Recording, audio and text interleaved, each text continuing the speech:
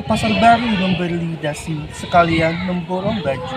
Jika para guru-guru berkolaborasi, pendidikan Indonesia pasti maju. Assalamualaikum warahmatullahi wabarakatuh.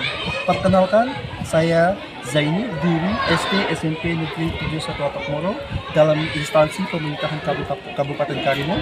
Dalam kesempatan ini saya akan melakukan pemimbasan tentang keterampilan non-teknis dalam adaptasi teknologi. Bapak Ibu, di mana yang kita ketahui keterampilan non-teknis itu adalah suatu keterampilan yang mana harus dimiliki oleh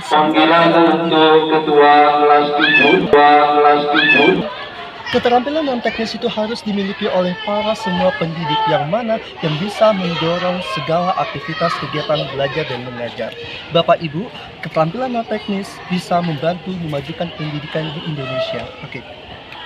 Bapak Ibu, keterampilan non-teknis itu adalah perpaduan keterampilan teknologi dan pedagogik, di mana dalam keterampilan non-teknis ini Bapak Ibu mempelajari tentang pedagogik dan non-teknis yang dapat membantu peserta didik berkolaborasi menggunakan teknologi-teknologi yang dapat membantu kegiatan proses dan mengajar.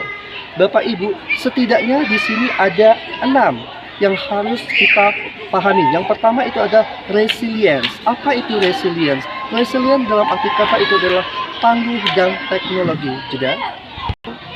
Resilient, tangguh dan teknologi itu adalah suatu pendidik yang dapat menguasai informasi dan komunikasi untuk dalam proses belajar dan mengajar. Bapak Ibu tangguh dan bisa belajar dengan teknologi dan informasi. Yang kedua itu adalah critical thinking, berpikir kritis dan teknologi, di mana Bapak Ibu teknologi bisa membuat peserta didik menjadi berpikir kritis. Bagaimana caranya Bapak Ibu? Bapak Ibu melakukan dengan kelas virtual dengan melakukan isu pembicaraan yang menanyakan dengan sesuatu yang bisa membawa berpikir kritis. Kemudian ada namanya creativity content dan teknik penceritaan. Creativity dan konten teknik penceritaan itu adalah Bapak Ibu membuat konten pembelajaran yang bisa mendorong karakter peserta didik, yang mana konten itu bisa memberikan mentransferkan ilmu pedagogi kepada peserta didik. Bagaimana cara penyaluran ilmu pengetahuan kepada peserta didik?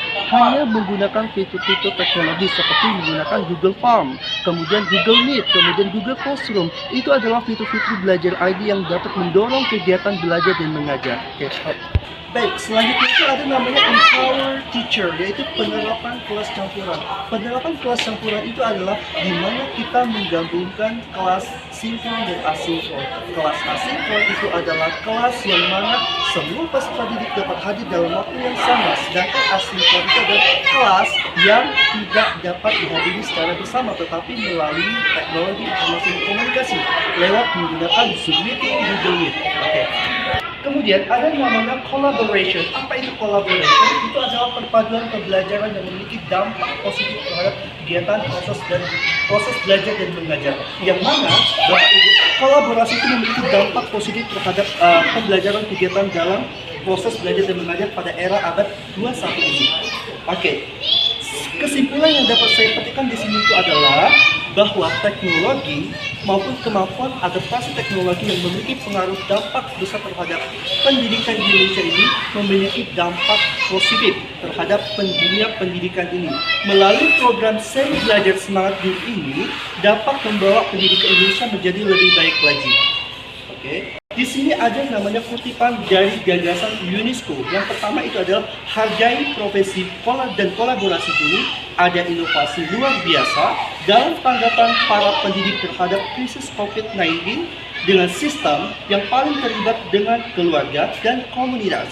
Menunjukkan ketahanan paling tinggi, kita harus mendorong kondisi dan memberikan otonomi dan fleksibilitas pendidikan garis depan untuk bertindak secara kolaboratif.